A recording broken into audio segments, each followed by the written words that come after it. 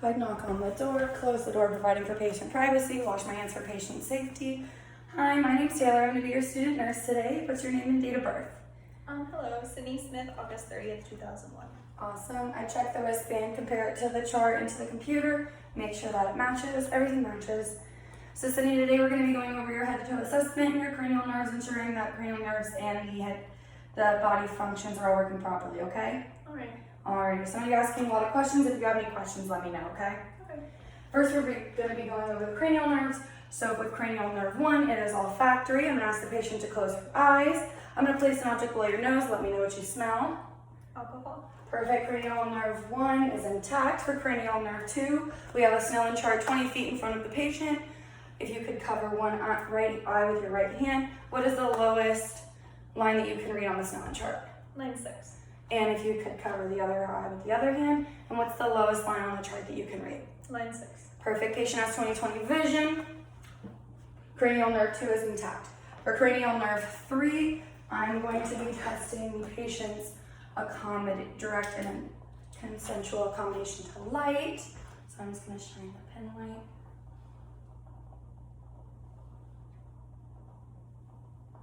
Alrighty, the pupils constrict to accommodate to the light. For cranial nerve 4, if you could look at an object in the distance and then look at my finger. Okay, the cranial nerve 4 is intact as the patient's pupils constricted when accommodating to look at the near object. For cranial nerve 5, I'm just going to palpate the patient's master muscle as she clenches her jaw. Is there any tenderness? No. Perfect. Cranial nerves 3, 4, and 6. I'm going to make the letter H with my pen light. If you could just follow it with your pupils. We are checking the patient's cardinal gazes. 3, 4, 6 are intact. For cranial nerve 7, I'm going to ask the patient to frown, smile, puff cheeks, show your teeth, and wiggle your eyebrows. Awesome. Cranial nerve 7 is intact. For cranial nerve 8, I'm going to be performing the whisper test. I'm going to whisper 3 random words in the patient's ear, and you're going to recite them back to me. Red blanket dark.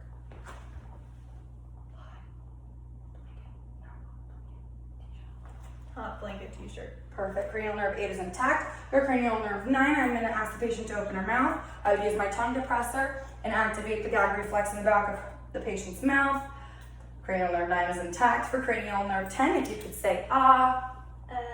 And the uvula is midline and rose appropriately. And I was also ensuring that the hard and soft palate are fused, no lesions or nodules. For cranial nerve 10, or cranial nerve 11, if you could shrug your shoulders for me, thank you. And now if you could rotate your head this way against resistance, and one more time, perfect. Cranial nerve 11 is intact. For cranial nerve 12, I'm going to ask the patient to stick out her tongue. I'm looking at the palpation, everything is evenly distributed, no lesions, tongue is midline, or no nodules as well. So now getting an overall view of the patient, I notice that the hair on her arms, legs, and head is evenly distributed. I don't see any signs of edema, no lesions, trauma, contusions. And now for orientation of the patient, what did you have for breakfast this morning? Cereal and a banana. And do you know where you are? In the hospital. And do you know the year? 2020. Patient is oriented to person, place, and time. So now I'm looking specifically at the patient's head. I notice that the head is symmetrical. It is an appropriate size and shape for the patient's body stature. I see that the eyes are lateral with the ears. The nose and mouth fall midline. Looking specifically at the hair, I notice it's a dark brown color. No signs of infestation or infection. The hair is evenly distributed. Looking at the patient's eyes, I see that the pupils are 4 millimeters in width. As for the eyelids, there's no lesions, any signs of edema, no discharge. The sclera and conjunctiva are white, no ptosis, no lesions. I'm now going to palpate the patient's lacriminal gland or lacriminal apparatus. Any tenderness? No. Perfect. And then I'm going to hold my finger here and bring it to the patient's nose, watching the eyes or the patient's pupils. From here, I'm going to palpate the frontal sinus, any tenderness? No. And the maxillary sinus, any tenderness? No. Awesome. I'm just going to tuck your hair behind your ear. I'm going to look in your ears now. So getting a quick glance. I don't see any serum, any discharge, any lesions. I'm going to palpate the pinna, the tragus, and the mastoid. Feeling for nodules, edema, any masses. There are none. I would do this bilaterally on the patient. From here, I'm going to look at the nose. So if you could just look up for me really fast. Awesome. I see clear, little to no discharge, no septal deviation. The insides are pink. Now, if you could open your mouth one more time for me. I do see that the tongue is midline, the uvula is midline with vacillation. No signs of arrhythmia, no signs of gingivitis. The teeth are a white color, no lesions, no signs of gingivitis, no dentures, no missing teeth. Also, I do notice that the patient has 2 piercings on your earlobes bilaterally. Now, looking at the patient, I am going to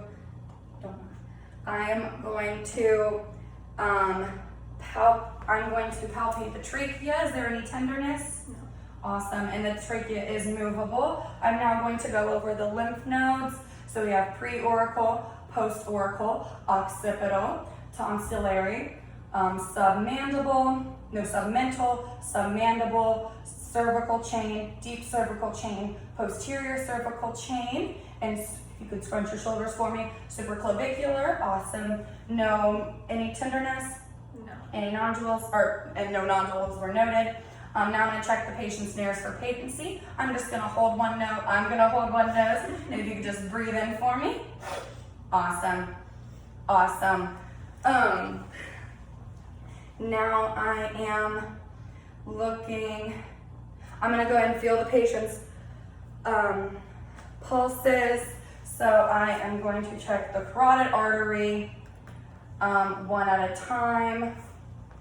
We're going to check the radial pulse with my 2 fingers, the brachial pulse, can you hang your foot off so the camera can see, the tibial pulse, and the dorsal pedal pulse bilaterally, everything at 70 beats per minute. From here, I am going to head on down to the chest area. I notice that the chest is symmetrical. She's not using accessory muscles for breathing, no signs of tachypnea, no signs of cyanosis, no tripoding is noted. And I am going to now feel the patient's skin. The skin is warm and dry. I'm going to check the patient's turgor. She is well hydrated. I'm also going to go and check the capillary pulse. It refilled within 2 seconds. I'm also going to check the pedal capillary pulse. It refilled within 2 seconds. Awesome. From here, I'm going to go ahead and listen to the patient's heart sounds. If you could face me a little bit, Sydney. Thank you. So first I'm going to auscultate with the diaphragm of my stethoscope. I'm going to listen to the apical pulse on the right second intercostal space. Then I'm going to go to the palmatic area on the left second intercostal space. The Erb's point on the left third intercostal space. The tricuspid area on the 4th left intercostal space. And then I'm going to go to the mitral area on the 5th left intercostal space. And then I'm also going to go over all 5 areas again with the bell of my diaphragm, or the bell of my stethoscope. We're going to go apical, palmatic, Erb's point, tricuspid, mitral. From here, I'm going to look at the perichordium, inspecting for any signs of edema. Then I'm going to listen for a full minute. It is on the patient's left 5th interclavicular space. No S3 sounds, no S4 sounds, and no murmurs were heard. From here, I'm going to now listen to the lung sounds. Noting if they're bronchial, bronchiovesicular, or vesicular sounds. So I hear bronchiovesicular, bronchial, bronchial, bronchiovesicular, bronchiovesicular, bronchiovesicular, vesicular, vesicular, bronchial, vesicular, bronchial, vesicular, my mistake. If you could just turn so I can listen to the long sounds from the back. Awesome. So I hear bronchial, vesicular, bronchial, vesicular, vesicular, vesicular, bronchial, vesicular, bronchial, vesicular. No adventitious sounds were heard when listening to the patient's lung sounds. From here I am, if you could actually go ahead and stand on up for me, I'm going to assess the patient's gait. First we're going to do Cva tenderness, so if you could just do a quick turn. Awesome. So for Cva tenderness, let me know if there's any pain, okay? Okay. Any pain? No. Great. Kidneys, awesome. I also noticed that the spine falls midline on the patient's body. It does not deviate to one side or another. No signs of lordosis or kyphosis. If you could just flex forward for me. Awesome. I again see that the spine falls midline on the patient's body. Therefore, there are no signs of scoliosis. Is there any tenderness? No. Perfect. You can go ahead and stand back up for me. While we're standing, if you could just walk towards that wall for me. As the patient's walking, I'm going to assess the patient's gait. She seems mobile, steady. Now if you could use the tandem method, going heel to toe, walk on back.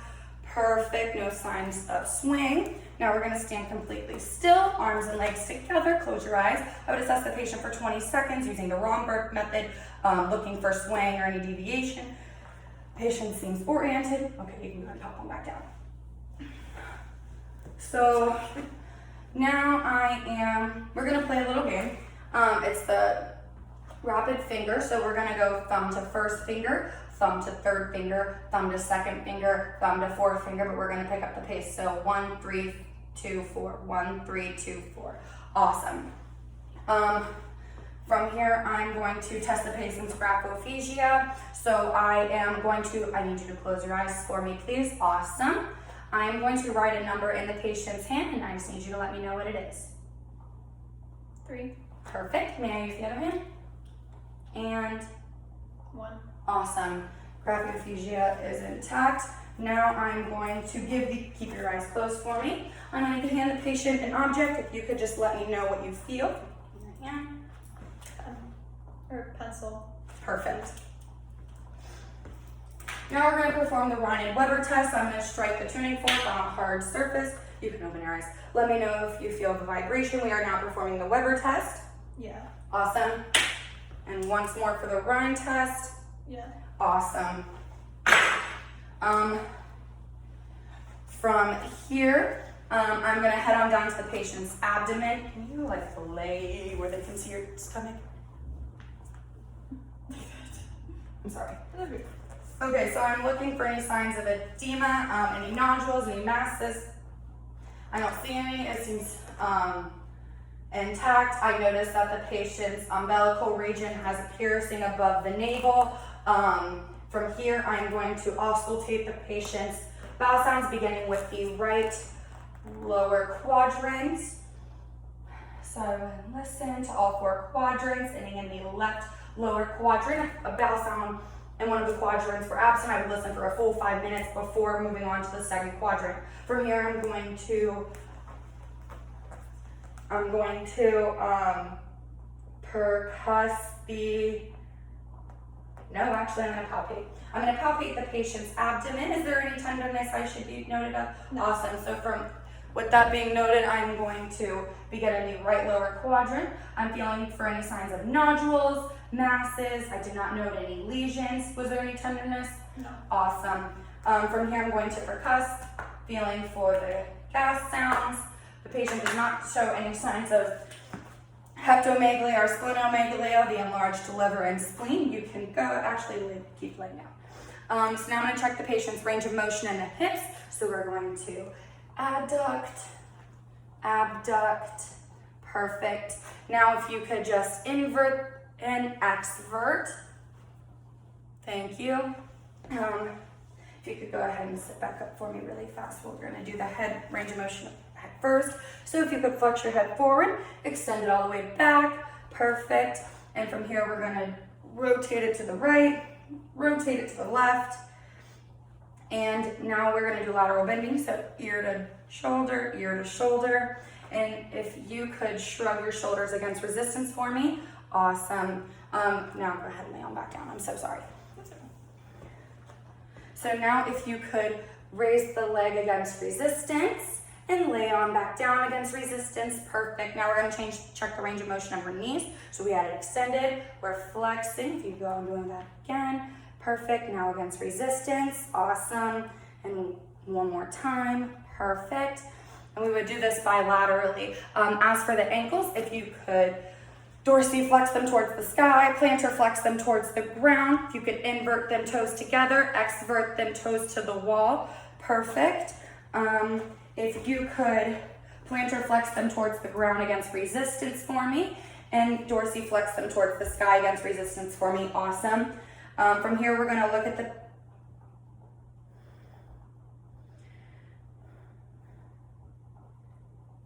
the patient's toes. If you could, actually we're gonna go up to your arms. Come on around for me. And so what I need you to do is extend your arms outward. Perfect. And now we're going to have you flex your elbows and extend the elbows. If you could do that for me one more time against resistance and bring it on down, perfect. As for the shoulders, if you could, so we extended them. Now if you could flex them behind your head, flex them behind your back for me, and make small circles for circumduction. Perfect. You don't have to anymore. Well, if you could extend your arms out again. As for the wrist, if you could extend them straight, hyperextend them towards the sky, flex them towards the ground. If you could extend it one more time against resistance, flex them against resistance, perfect. As for the fingers, or if you can give my hands a tight squeeze, perfect. As for the fingers, if you could make a fist, flare them, flex them down, awesome. Now we are going to, I'm going to look more in depth at the patient's nails. I see that the nails are 160 degrees on a convex curve. They're attached to the epidermis, normal color for the patient's age and race. And now what I'm going to perform is the knee reflex, the knee jerk. I'm just going to strike the patient's reflex. Awesome, awesome. And I'm also going to feel on down the patient's arms for any nodules, any bone deformities, crepitus, edema. I'm going to feel the joints for warmth, swelling, or tenderness. I'm going to do this bilaterally on the patient. Is there any tenderness anywhere in my feeling? No. Awesome. From here, lay on back down for me. I'm so sorry. I'm going to, once again, feel out the lower extremities for signs of crepitus. Looking for viscosities. I don't know any. Edema, swelling. Doing this once more. Once again, feeling the joints for crepitus, or feeling the joints for warmth, tenderness, inflammation. Any tenderness? No. Perfect. From here, I am going to get a quick glance one more time at the patient's mouth. Perfect. I'm looking at the tonsils. I know that they are a grade 0. I don't see any pustules, any papules on the tonsils. They are pink. I saw the buccal mucosa and sublingual mucosa were a light pink color. I am looking to now do the Babinski sign. We're looking for a negative Babinski sign. Can I see your foot? Awesome. We're just going to lightly stroke up the patient's foot. The toes flare are flexed inward, which is a negative Babinski sign. From here, I am just taking a look at the rest of the patient. And while looking at the patient, I didn't know any muscle atrophy, any contractions when feeling or looking at the patient. We used that, and I need you to please look forward for me. This is just easier for me. I'm sorry, Sydney. Okay. So if you could just close your eyes. Now we're testing the patient's proprioception. If you could extend your arm outward. I'm going to bring one digit from each hand or foot, upward or downward. I just need you to let me know if it's facing up or down, okay? Okay. Up. Perfect. If I could see this hand. Down. Okay, let me see your foot. Down. Let me see this foot. Up. Awesome. So now we're going to check the patient's 4 dermatones. So if you could close your eyes for me. This is soft. This is hard, okay? Okay. So I'm going to see this arm first. This is, Soft. and this is, Soft. and this is, Hard. and this is. Hard. Awesome. From here, I am just looking at the patient, getting an overall view. I didn't notice any bleeding, lesions, contusions, and you can go ahead and lay on back down for me. Awesome. Actually, you can go ahead and stand on back up for me. we're gonna take your right heel, we're gonna touch your other heel, we're gonna bring it on up to your shin. I'm looking for swaying of the patient. Now we're gonna do the same thing with the other foot one more time for me. Awesome. So now you can go ahead and lay on back down. I would take the patient's bed, take it to the lowest port, closest to the ground, make sure that the patient is comfortable. Is there anything else that I can get for you today? Alrighty.